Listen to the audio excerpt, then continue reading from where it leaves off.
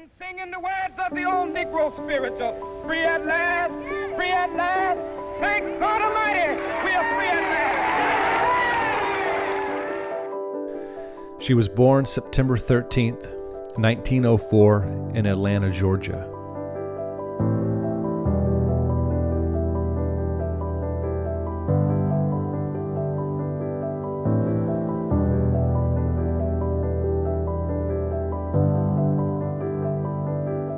She was named Alberta Christine Williams. She would be an only child. Her father was the Reverend Adam Daniel Williams, or A.D., the preacher at Ebenezer Baptist Church.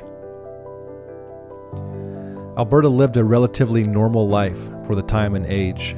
She went to church faithfully and learned to play the piano. As Alberta was nearing her last days in high school, her parents started to board a girl at their house whose name was Woody.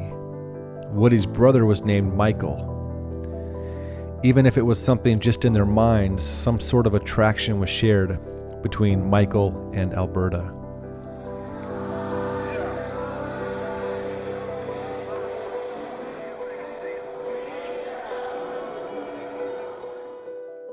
Yet college was calling, and Alberta left the state to attend school. Not long after, at the young age of 20, Alberta earned a teaching degree from what is now Hampton University in Hampton, Virginia. Upon graduating, Alberta and Michael began courting. They were married on Thanksgiving Day, 1926. Alberta was 22 years old. They were married in her father's Ebenezer Church. Encouraged by his new father-in-law, A.D., Michael began his schooling in ministry in the same year. Alberta was raised by a preacher and now married to one in training. Within 4 short years, the newlyweds had 3 children: the oldest daughter, Willie, middle son, Michael Jr., and youngest son, Alfred. But shortly after Alberta gave her father 3 grandchildren, he died on March 21st, 1931. Because of this, Alberta's husband and green minister became the new pastor of the Ebenezer Baptist Church in March of the same year.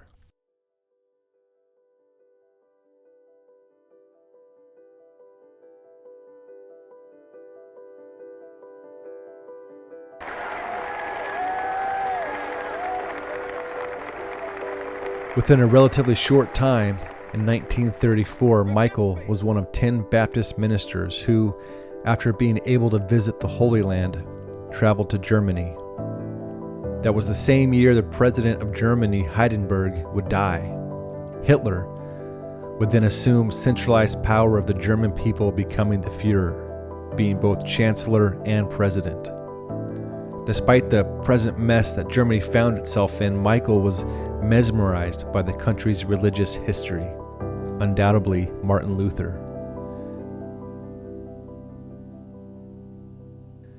Seeing the sites where Protestantism was birthed had a profound impact on the young minister, and upon arriving home in Atlanta, Michael King changed his name to Martin Luther King. He then changed his middle child's name from Michael to Martin Luther King Jr. The boy was 5 years old at the time.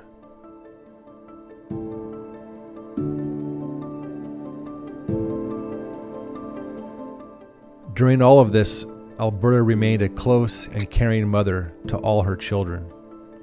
Martin Jr. would later write that she was behind the scenes setting forth those motherly cares, the lack of which leaves a missing link in life. While Alberta was in the midst of raising her family, her own mother died in 1941 of a heart attack. During these years, Alberta served in the church she was raised in, becoming president of the Ebenezer Women's Committee from 1950 to 1962. Besides this, Alberta's talent in music was put to use as director and organist of the church choir. By this time, her husband had become a mature preacher and civil rights activist, becoming the head of the NAACP, and her middle son was following close in his steps. Martin Jr. graduated with a doctorate in systematic theology from Boston University in 1955. Both father and son were now serving as Ebenezer's preaching ministers. Martin Jr. had become prominent enough that the FBI under Hoover began monitoring him by the end of the same year. And we want to eat together. But because of this system, they would have to eat up. But as Luther became more of a figurehead in both Christian and political activity, Alberta found the joy of her son's success mixed with real fear. Martin Luther Jr. was arrested on numerous occasions and went to jail 29 times, sometimes months at a time. His determination to see a part of God's kingdom arrive here on earth by people not judging others based on their color of their skin, but on their character, was gaining more support from all people. Luther's nonviolence demonstrations, influenced greatly by Mahatma Gandhi, was beginning to make their point, and people, black and white, were being won over, but not without great cost. One day live in a nation where they will not be judged by the color of The their political skin, landscape but at the time was ripe with upheaval and at times violence.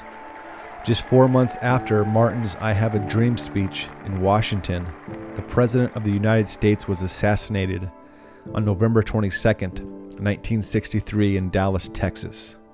The nation mourned.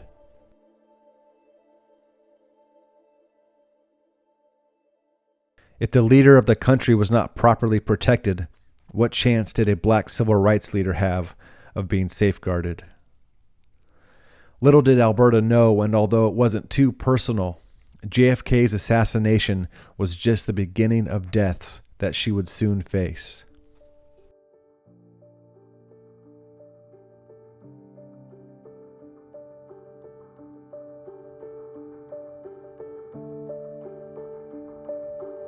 Her fears increased when on February 21st, 1965, Malcolm X was murdered by Nation of Islam radicals. No one, black or white, was safe from anyone. As her son Martin became more prominent and spoke out against the Vietnam War, the FBI strengthened its surveillance on Luther, concerned that he was influenced by communists, black nationalists, or both. Whether Luther was aware or not of the FBI's work, he continued his.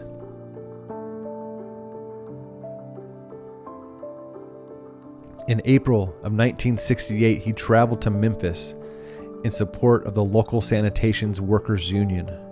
On April 3rd, he gave a speech with some words seeming to foreshadow his death. Luther proclaimed, "I have seen the promised land. I may not get there with you, but I want you to know tonight that we, as a people, will get to the promised land. And I'm happy tonight. I'm not worried about anything. I'm not fearing any man.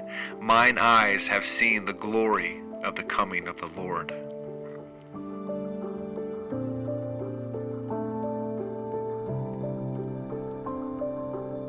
The following day, just after 6 p.m., standing on the balcony outside his room at the Lorraine Motel, Martin Luther King Jr. was struck in the neck by an assassin's bullet.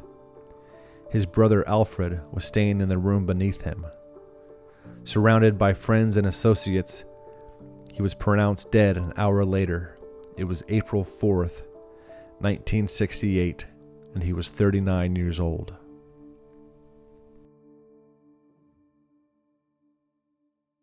In an instant, all of Alberta's fears had materialized. Despite her prayers and her faith in God, her son was taken from the country, but more painfully taken from her. She was 64. God seemed to have lost control. The nation was out of control. Only 2 months after her son was killed, presidential hopeful and friend of the Kings, Robert F. Kennedy, was shot and killed while giving a speech in Los Angeles, California. Things just could not have been worse. While the pain of losing her son was still acute, Alberta took comfort in her daughter Millie, her husband Martin, and her son Alfred Daniel.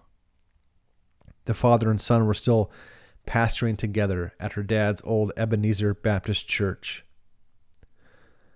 But then, on July 21st, 1969, just 14 months after Martin's death, the unthinkable happened.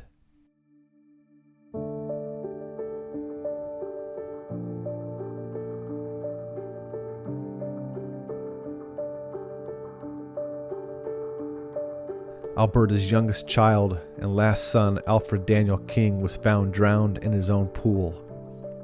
His death was ruled as accidental. And while Alfred was obviously depressed from his brother's death and at times struggled with alcohol, he was a good swimmer. Not to allude that the cause of his drowning was unimportant, Alfred was nonetheless gone, and Alberta had now lost both of her cherished boys.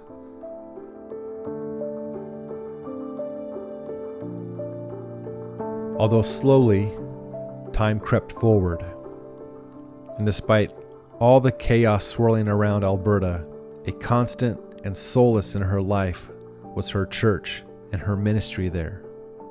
She was raised at the Ebenezer Baptist Church and married there. It was her father's church, had been her son's church, and now continued to be her husband's church, but in reality, it was her church.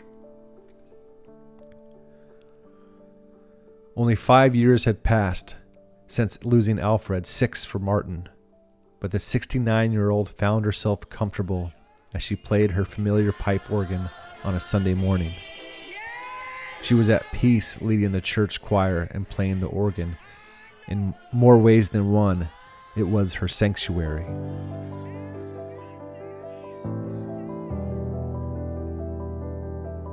As she played, a young, short black man, new to the church, entered, joining the 400 others in attendance. He was 23 years old, but looked much younger. He had a wide and large head with an abnormally long distance between his eyes that sat behind tinted eyeglasses. The innocent-looking young man, whose name was Marcus, found a seat in the front row as Alberta was playing the Lord's Prayer. He had hoped to sit closer to Martin Luther Sr., but was unable. Shortly after sitting down, Marcus drew 2 pistols from his clothing and started to fire at those closest to him, namely the elderly woman playing the organ. The beautiful sound of the pipes were definitely silenced by gunfire. Alberta King was shot and killed on that Sunday morning, June 30th, 1974, by Marcus Wayne Chetnault, a mentally ill black Hebrew Israelite. Alberta died on the floor of the church that she was raised in, that she was married in, and that she faithfully served in. She died less than 100 yards away from her son Martin's final resting place across the street.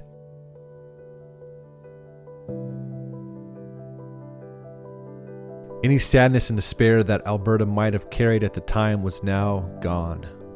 She met her Maker that she long served and committed herself to. She joined the heavenly family of God, of saints from eternity past. But no reunion was as sweet as that which she shared with her 2 sons. Years after her death, Ebenezer Baptist Church dedicated its new pipe organ in honor of Alberta's lifelong love of music and worship.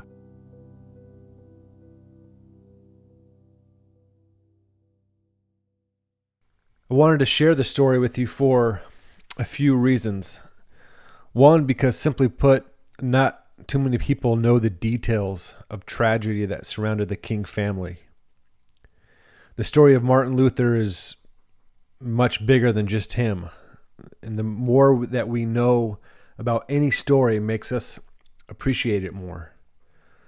Secondly, as we honor Martin Luther King Jr. this upcoming Monday, which is January 20th, we need to remember that great men are usually so because of their mothers. And real mothers inherently bear much of their children's joys and pains. So as we celebrate MLK, we should also celebrate his mother. Thirdly, as we know these things, as we know the backdrop, as we know more about the story, as we see the life of Alberta and the continual loss that surrounded her, we are moved to ask, where was God? Where was God? And when we ask where God was, what we're really asking is why God allows bad or evil things to occur in our lives, or in this case, Alberta King's life. And that's a good and normal question to ask. We wouldn't even be human if we didn't ask that question. In the Gospel of Matthew and Mark, we read that Jesus himself, the very Son of God, when he was hanging on the cross, he asked his Father, my God, why have you forsaken me? And so we can discuss the plan that evil and tragedy plays in God's economy at a later time. We can do a whole podcast or podcasts on that. And I don't want to dismiss it, because it is a very real and important question that we all share. But I don't want to ask or really dwell on it now, because the real easy answer is that when we ask where is God, the answer is that he is where he has been. Jesus is seated at the right hand of God. He's on the throne. He's in control. He is not distant. He's not unknowing. But there's a better and more applicable question that I think we should ask. And it's not where was God in all of this, but where was Alberta? How did she handle everything? How did she respond to these tragedies? I can't, nor anyone can really tell what was in Alberta's heart, but if outward actions indicate or reflect what is on the inside, then I think we can gather some insight. The question is, where was Alberta? The answer is where she always was, serving God, trusting in him, resting in him. She was with his people. She was with her lifelong friends. Despite the highs and lows and the ups and downs of her life, Alberta remained faithful. Where was God then? Where is God now? Where are you? Where are you now? See, it requires little to no faith to trust in God when everything is well. But when God throws us a curveball, we come face to face with ourselves and with the question, do we still believe that God is in control? Do we still believe that God is good? Do we still believe that he loves us, has a plan for us, and he understands what is going on? That requires faith.